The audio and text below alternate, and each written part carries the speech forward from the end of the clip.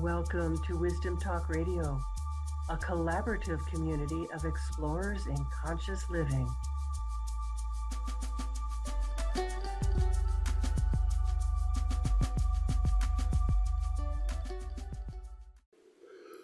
Welcome to today's Wisdom Talk Radio episode, and this is where we explore the depths of conscious living and what it truly means to live an expanded life.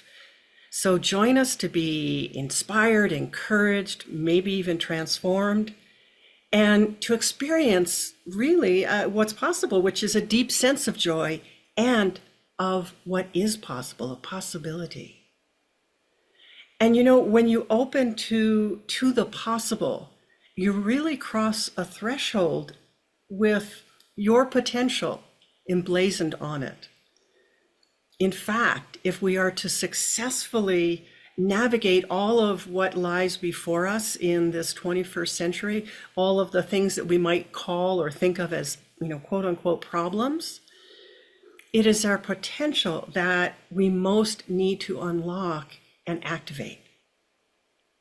The question then is, well, how do we do that? And that is a big question indeed. And it's one that my guest today has been focused on for a lifetime. So stick around with us. I think you will be glad you did.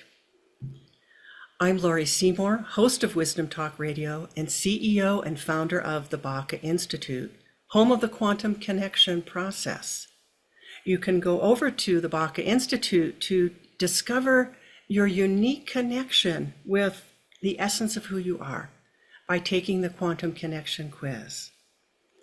And why quantum connection? That sounds a little out there, but we are each designed to directly connect with Source differently. And knowing your own style, your own way of doing that, opens a deeper connection for you with the universe. It is the secret to creating what you truly want in your life. Because, and I love to say this because it always impacts me when I say it, who you are is exactly who is needed. Ben Lytle is my guest today. He is a self-made serial entrepreneur and CEO known for being ahead of the curve. He has launched 7 successful companies to date, creating billions in market value, including New York Stock Exchange listed Accordia Inc. and Anthem, now Elevate Health, with a current market value of more than $120 billion. He is a healthcare policy expert who chaired or served on state and presidential healthcare commissions and a governance leader with extensive public company experience. Ben has identified 5 change forces converging to create a new reality. Pay attention to this. And he recommends optimal adaptive actions for individuals, businesses, and social institutions.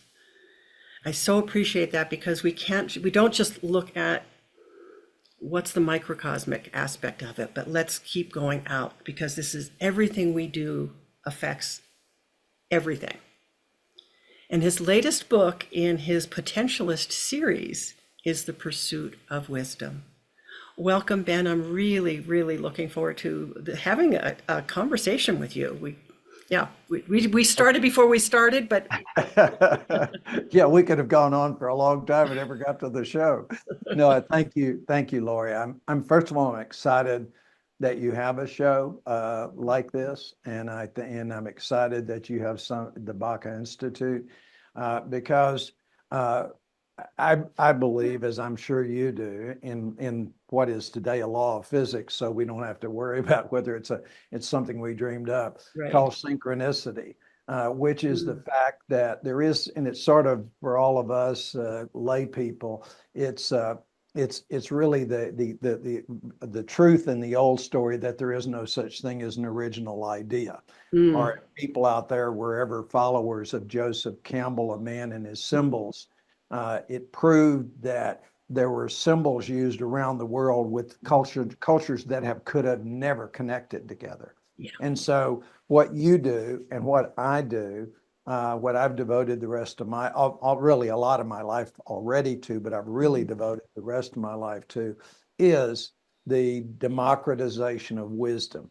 And democratization has a very specific term. It's an ancient force, or some people say, well, it's just how innovators innovate. And that's partially true also. But what drives them to innovate that way? And what it is, it is to take something that's available only to a few, the elite, or people who perceive themselves as elite, and make it available to many people, and ultimately it becomes a commodity. And the perfect example to visualize this, and really you can take almost every major invention there ever was, and it followed that goal. But the easiest one to wrap your head around is the printing press. Because before the printing press, the only people, books were handmade, very expensive. The only people that could afford them was the clergy and royalty, and a handful of very wealthy people. Well, Mr. Gutenberg had the idea to democratize books because more and more people were becoming literate. And so he did. And in only 50 years, we had 9 million books in Europe at a time when Europe didn't have that big a population. Yeah. But it didn't stop there. And that's something to keep in mind as we talk about where we're headed. Because we have many democratizing innovations that have already occurred, like the internet. Huge democratizing innovation, made information at our fingertips. And so after the printing press, that led to the democratization of literacy, which led to democratization of public education. We're on that same path now because we have extraordinary democratizing in a technology already, plus what's coming, because the internet has become the cloud, service as a cloud, or SaaS software. Everything you use, all your apps, suddenly they can make something worldwide. And now with artificial intelligence in every language, instantly. And so what we're going to see, I believe, is the worldwide democratization of education, which it's not today. There's still many countries that people are not well educated, and some right in our own country. And then on to the potential for the democratization of human potential and wisdom. Okay, so looking at potential then, and looking at wisdom, Right. it sounds like you're speaking a lot from the perspective of, I'll put it this way in a simplistic kind of way, outer wisdom. And No, it's inner wisdom for sure. It's inner wisdom. Okay,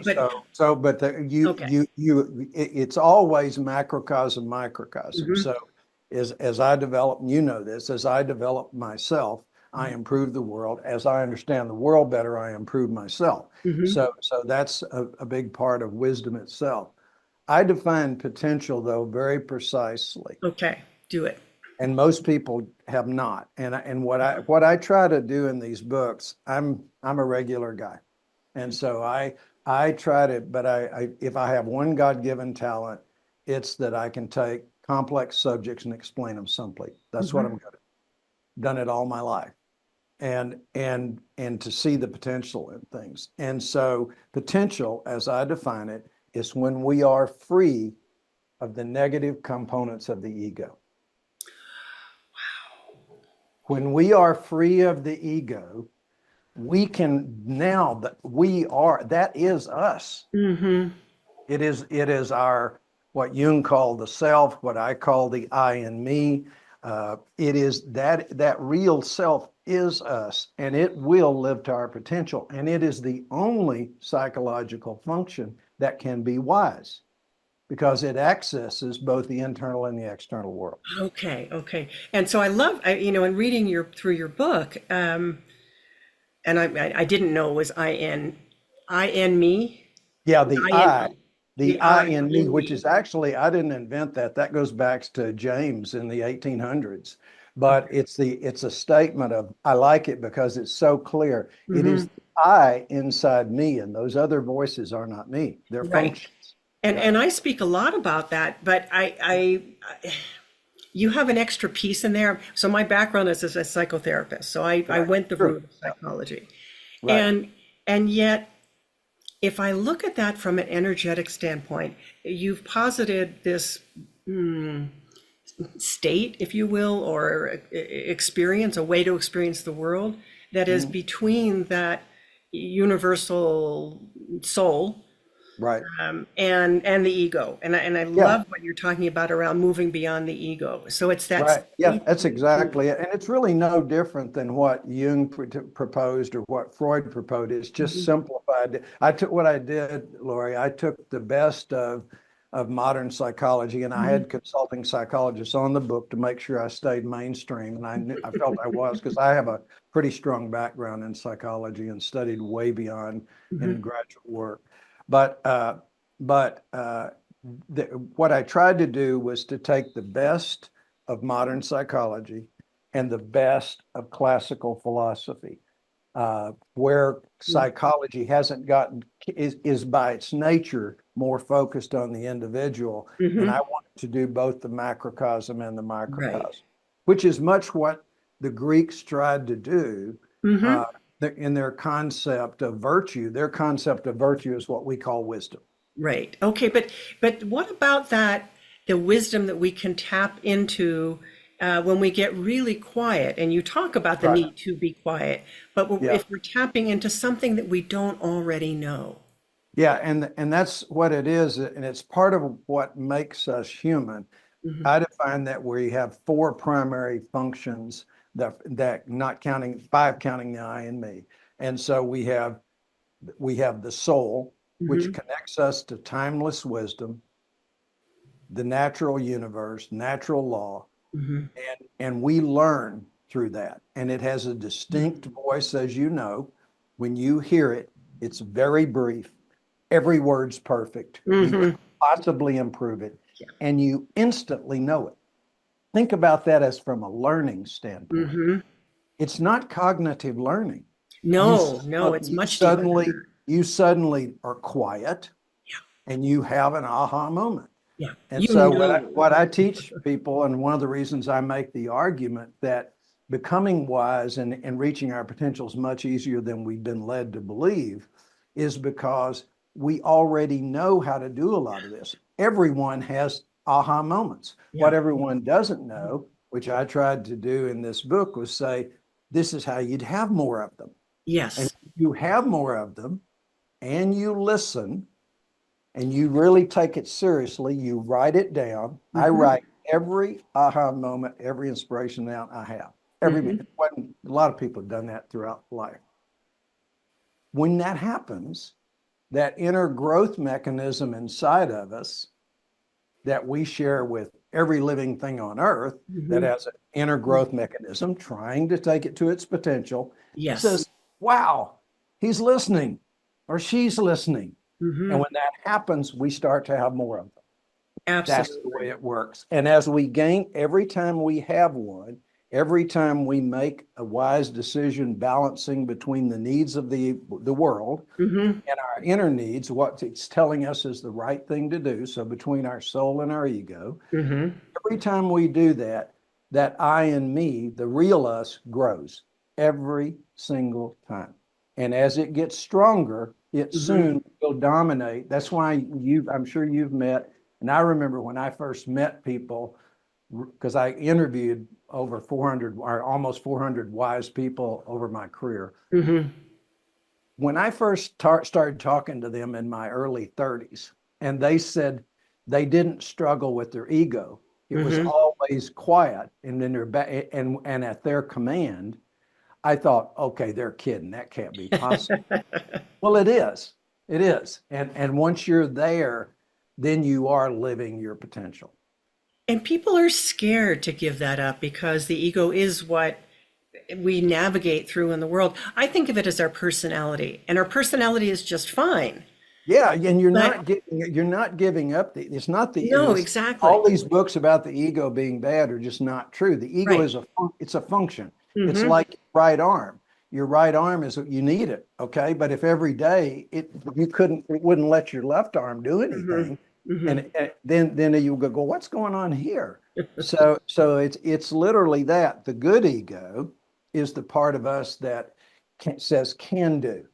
I Mm, can explore. That's the way we can all relate to it. It's that part of us says, I can do that.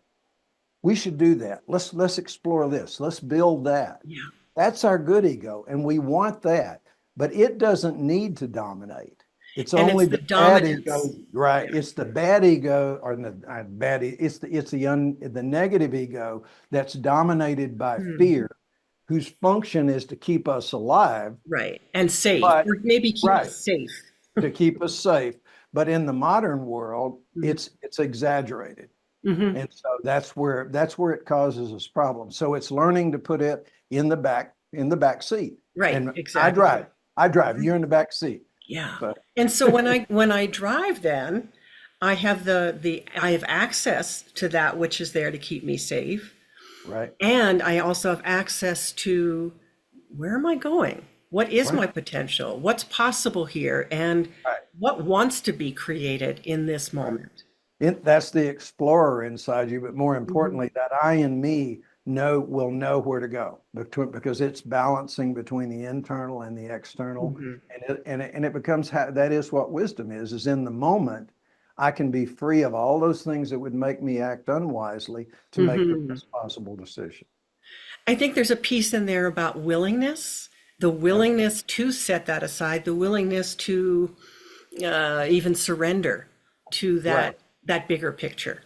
Well, one thing, Lori, that I find interesting because I do a lot of public speaking, and I ask audiences, and I've got this cute little chart that has a baby on it and flowers and everything. I said, what do we share with every living thing? We share something inside us driving us to our potential. Mm, Only human beings have a choice. hmm The hmm animals and plants don't. They just do.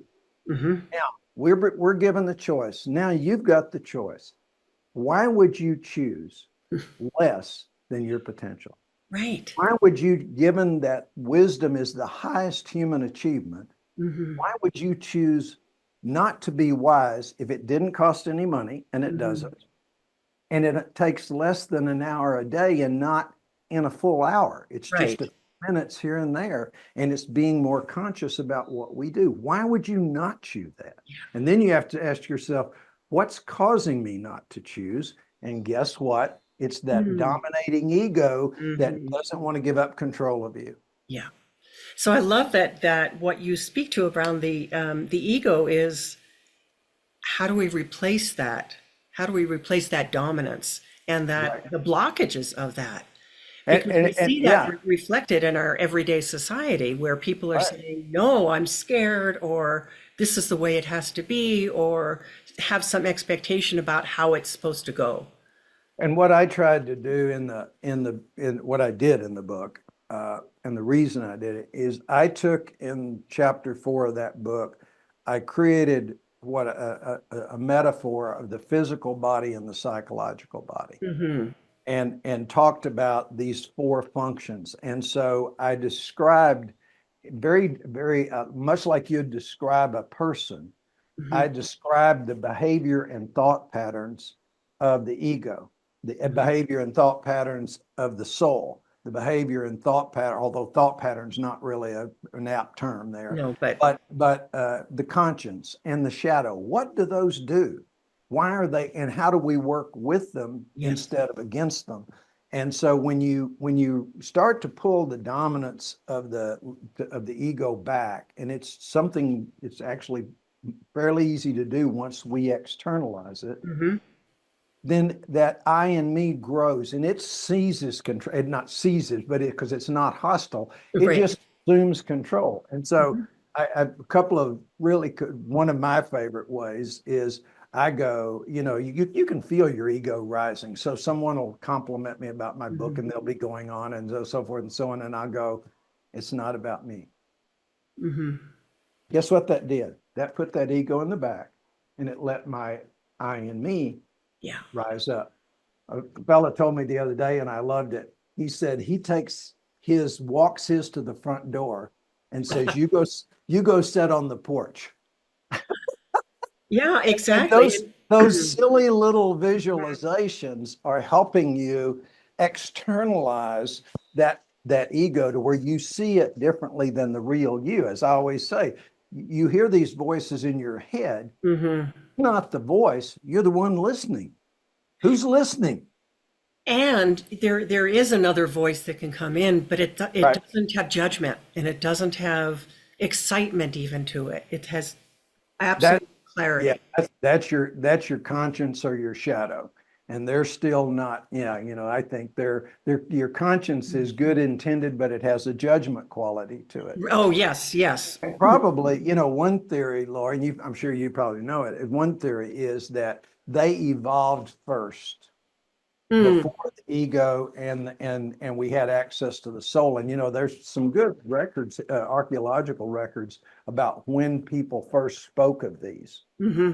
And so there's clearly a timeline that argues that probably the first thing we had was a shadow because it was what warned us we were vulnerable when we hadn't realized it ourselves, and it Mm, still does that today. hmm. That's its Hmm. primary function. So and then along that similarly the conscience was the first time that hunter gatherer was starving, and he makes a kill, and it's not a huge kill, and he starts to dive in and eat every bit of it, and something says, "What about your family?" Hmm.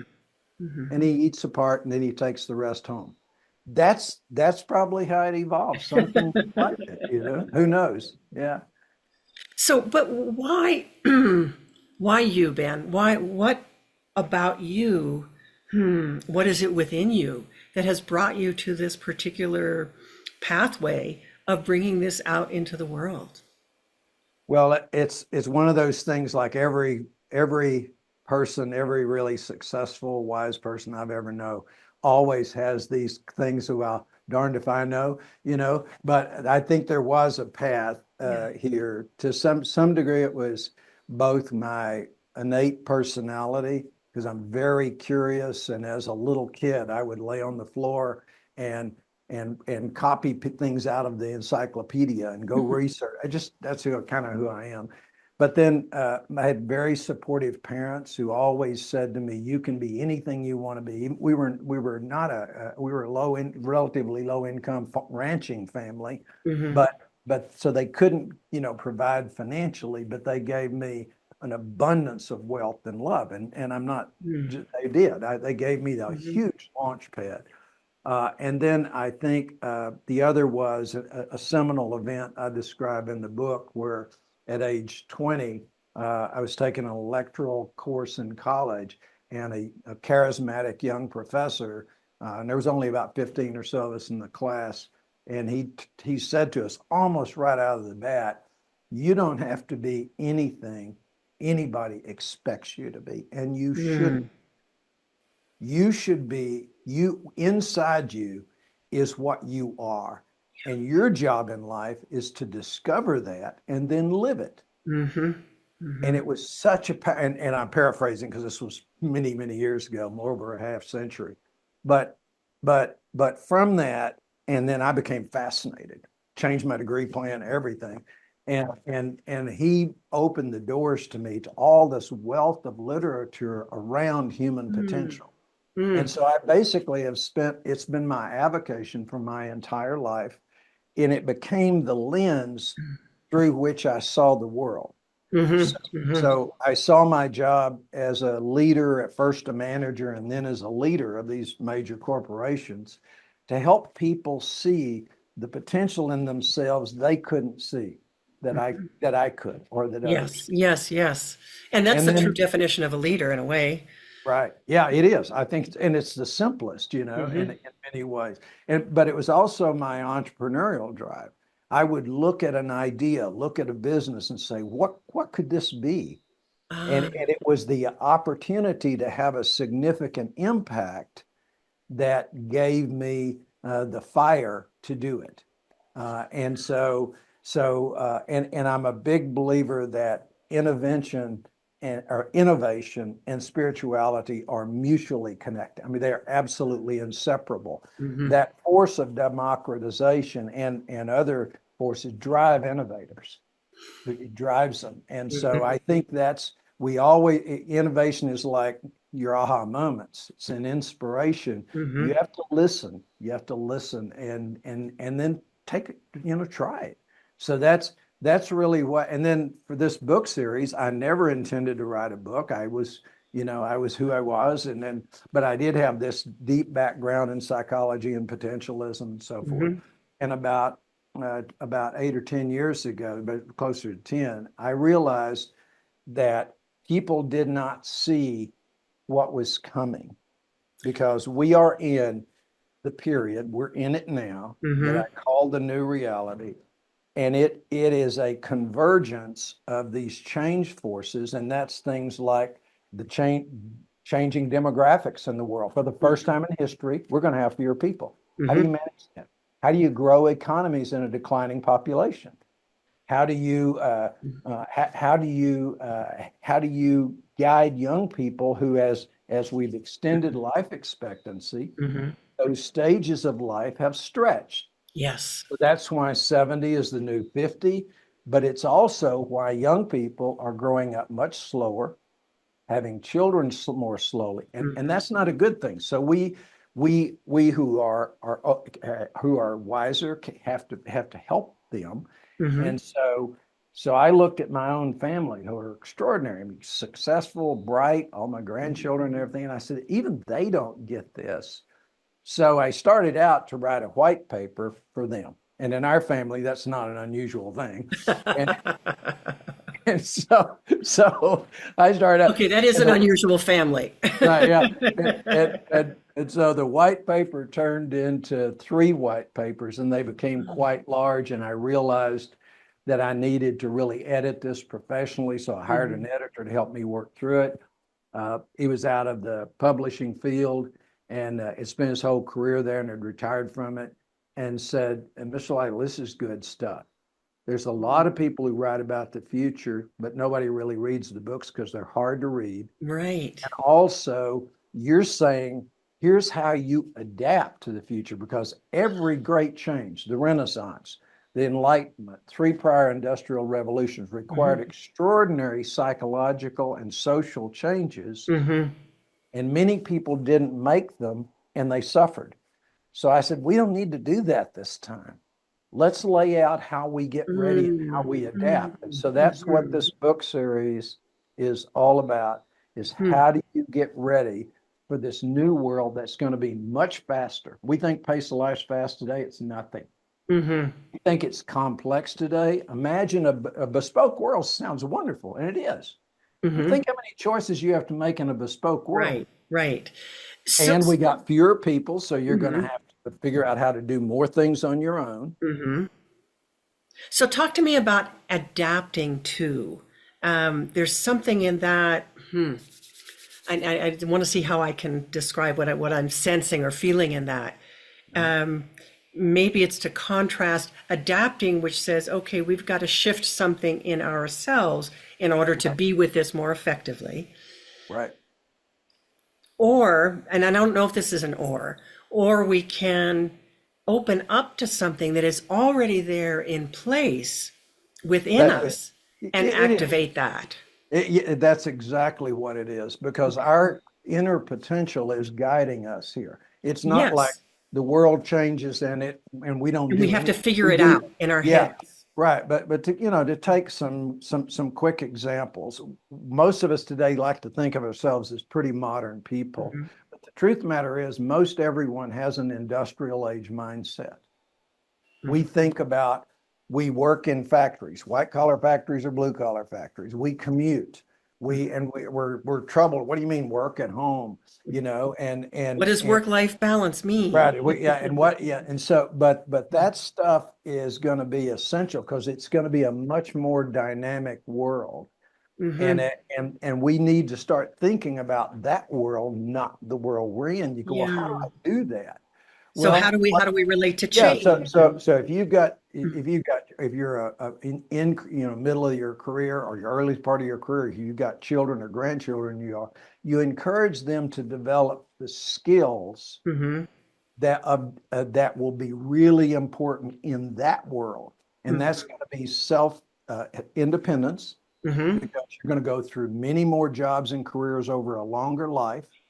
You're going to have to take better care of your health because you're going to live a long time, and Mm-hmm. it simply doesn't work. The math doesn't work the old way we've done it, that the Mm-hmm. young pay for the elderly aging. It already doesn't work. Mm-hmm. Very few people can live off Social Security. Yeah. So now we have to accelerate that and teach that from the time people are very young. So look, you're going to have to look, and we've always looked to our institutions to tell us what to do. Well, Right. those institutions, think of, there's not a single one that's stronger than it was 10 years ago.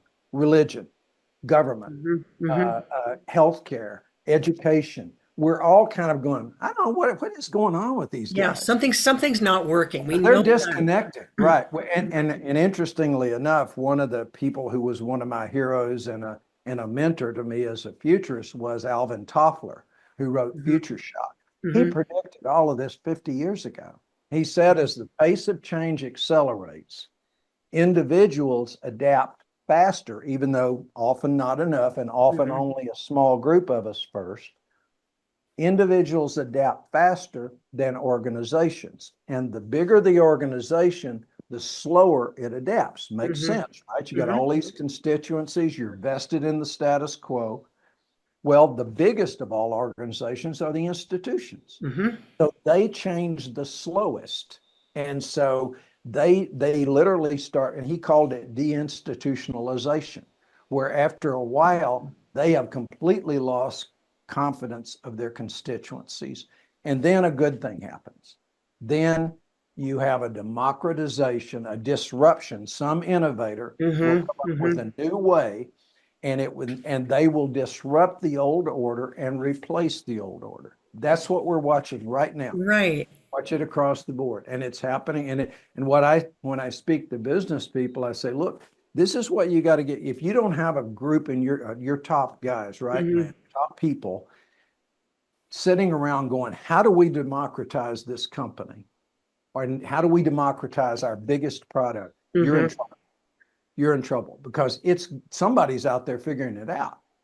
And And either somebody's going to disrupt it. If you don't, someone exactly. else And if will. you don't believe it, ask Sears, ask Blockbuster. Mm-hmm. That's what happens. People figure out a better way. Mm-hmm. And Taxis. democratization is explained in a lot of detail in the first book. And it has 6 characteristics that everybody will instantly recognize. And you can see the companies that are doing what are those 6 Mm-hmm. characteristics today in retail, in automobiles. I mean, it's only a few years, and that automobile is going to be a robot that you control by voice. That's Mm-hmm. it. And so in with that mix of disruption and Hmm. people's fear of change, Hmm. people are trying to hold on, even at the individual level, Right. to what they've already known. And if we can open that up, Yeah. because that's part, I guess that's my question to you is, you talk a lot in your book about intimacy, and that has to do with that illusion of separateness, that we are Right. separate from each Absolutely. other, Absolutely. that we're separate from the energetic presence of the energetic field. We're not Right. separate from anything. Right. No, and matter of fact, it's a perfect example of the soul and the ego. The soul says we are one of many and we are Mm-hmm. connected to all. Mm-hmm. The ego, and here I'm talking about the negative ego, the ego says, no, it's only me and only I matter, and there's Mm-hmm. nothing after it and nothing before it. It couldn't be more opposite. Mm-hmm. The I in me, the real us, is wise enough to say, hey, there's a thing called both. It's not And either that's or. and you use quantum. That's what quantum now has taught us as a law of physics. Mm-hmm. We can be either, both, neither. It's all there. It's all And there. so the one thing I would really emphasize to your listeners, this new reality, I predict, and I'm quite confident in it as a pragmatic optimist. And that means I'm also a lawyer, trained as a lawyer. Mhm. So that means my argument's better than yours. So instead of we're going into this horrible place and it's just, no, it's not. There are always those risks, but where we are headed, I believe, is this new reality will be the age of expanding human potential. What we can do as individuals Mm. is going to blow your mind. So it's not really expanding human potential, it's expanding what we think of as our potential. Yeah, right now we have a Would you say limited, that? we have a very, absolutely, right now we have a limited view of it. Mm-hmm. Mm-hmm. Imagine for a minute, and these are things that kind of come about as the way we are able to accelerate learning, Mm-hmm.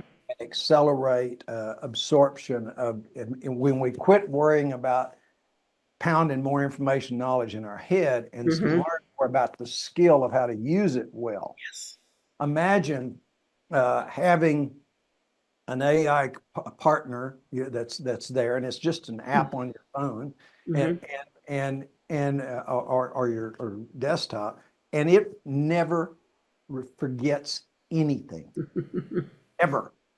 It has unlimited memory of everything. Mm-hmm. What if you could go to bed at night and wake up in the morning an expert on the Roman Empire Mm-hmm. or an expert on quantum? Mm-hmm. What if you could learn at 3, 4, 5, 10 times the pace you do today? Mm-hmm. That's where we're headed, and that's not science fiction. Mm-hmm. We're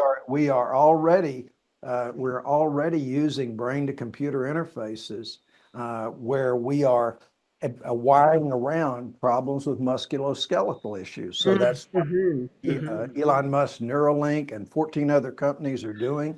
Well, they're also using external brain to computer interfaces, Mm-hmm. and those won't require, they'll be like our phone. Mm-hmm. They'll Mm-hmm. just be a device, and so that's where we're headed, and so it's hard to even imagine the world we're going into, a bespoke world, a world where you could be, your closest coworkers could be all over the world, and Mm-hmm. you feel like you really know them well.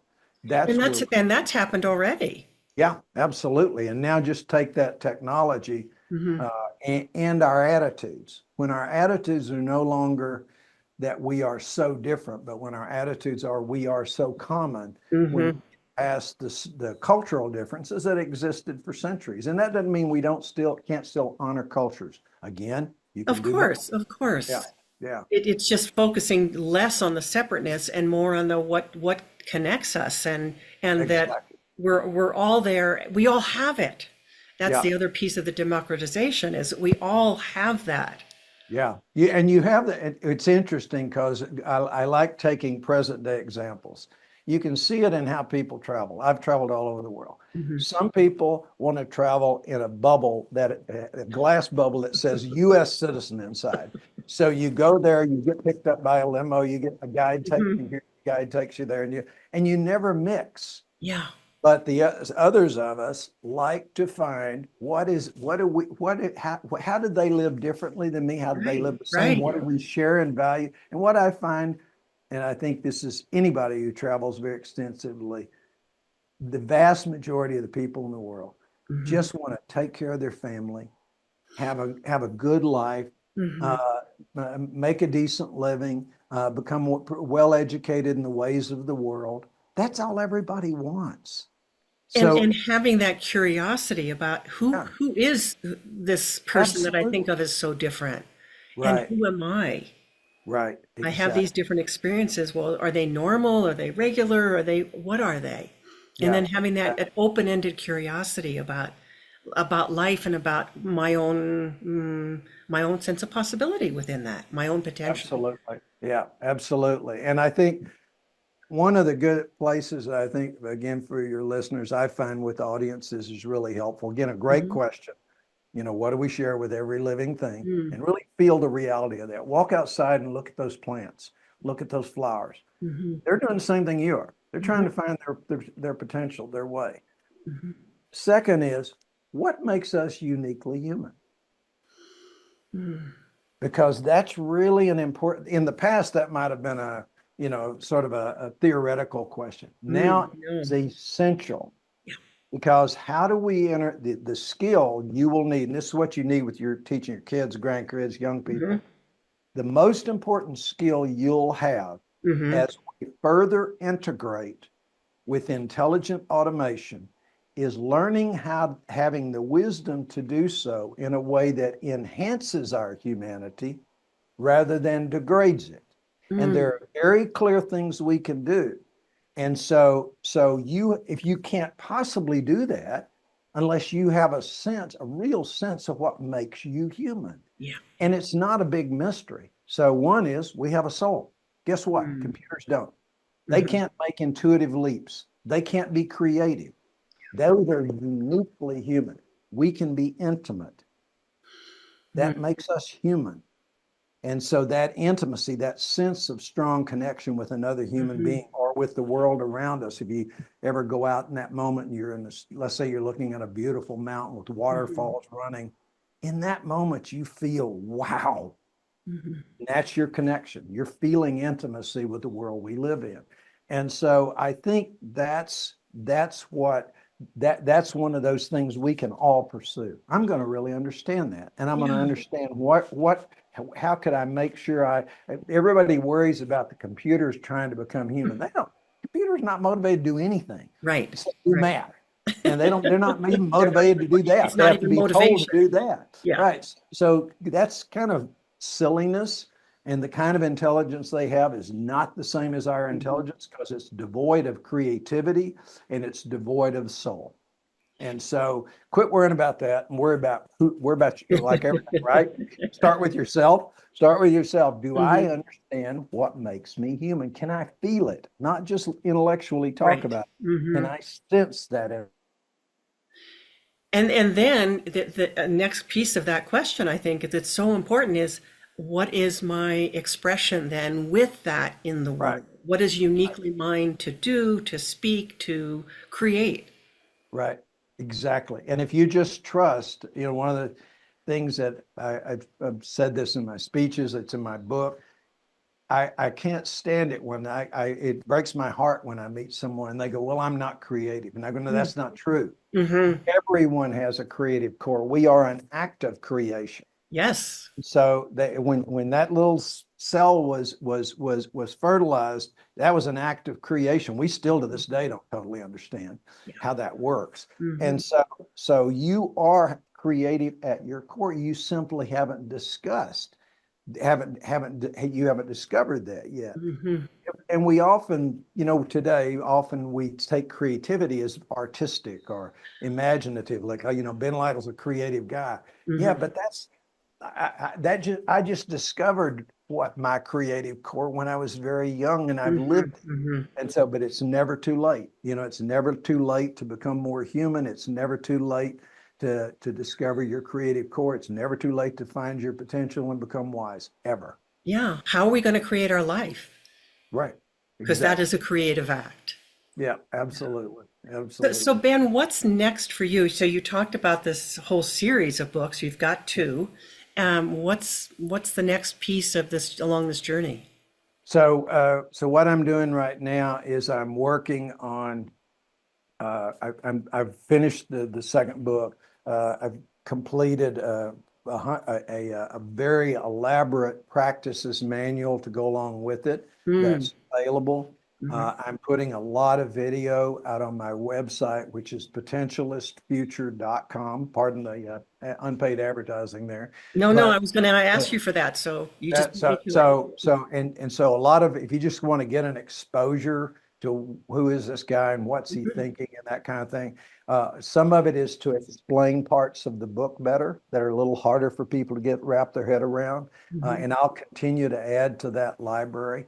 And then one of the exciting things I'm doing is that I am building I have built my a artificial intelligence alter ego. So it's me, it looks like me, talks like, but it will be, I hope by next year, early next year, you'll be able to have a relationship with me if you want.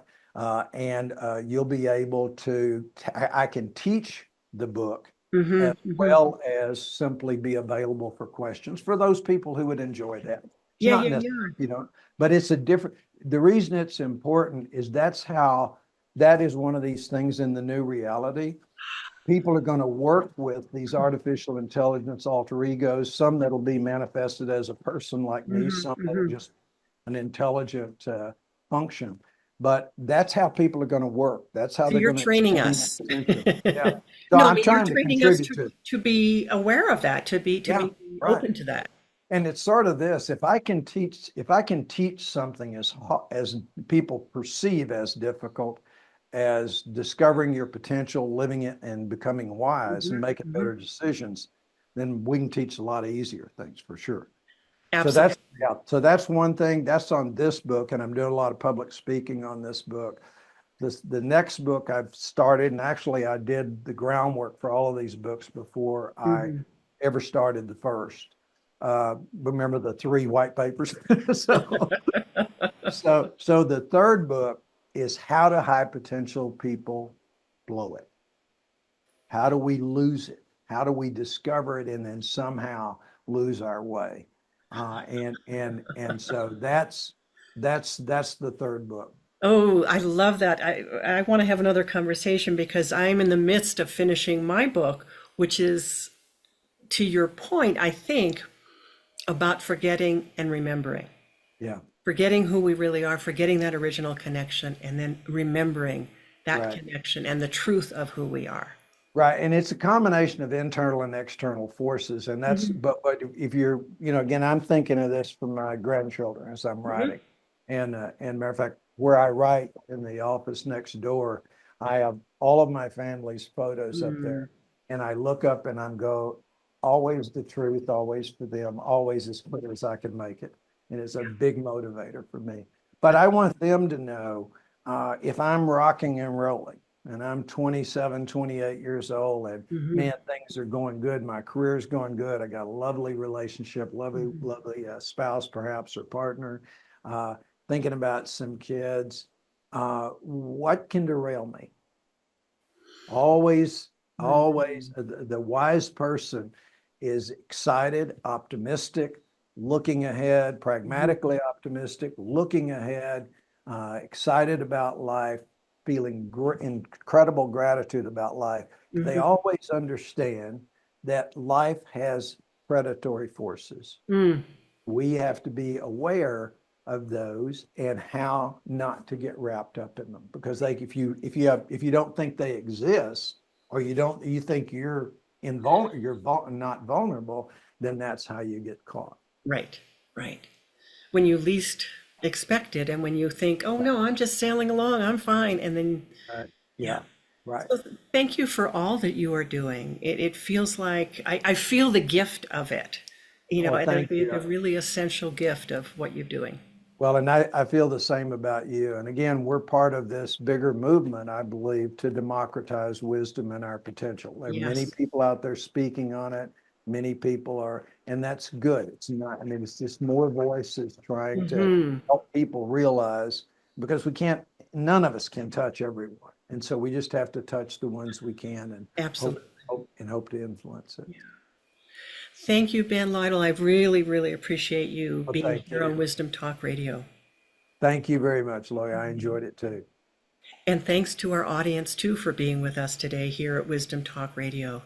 And remember, you can find us on all the places that are out there to listen to podcasts. We're on YouTube. You can see us on YouTube. And if you've enjoyed this show, please do leave us a review, because that helps other people to discover what this is about and to receive more or discover more or uncover more about what is really possible for us as human I beings. couldn't agree more. Nothing's better than a review, good or bad, because you learn from it and you learn and then say, okay, well, I need to be clearer about this. Yeah, exactly. Thank you. And if for more about your own connection with your own potential, take the Quantum Connection quiz over at the Baca Institute, and we'll see you next time. Thanks for joining us here at Wisdom Talk Radio. We wish you well in your conscious explorations. For more information and to join in the conversation, our website is wisdomtalkradio.com or at Wisdom Talk Radio on Facebook.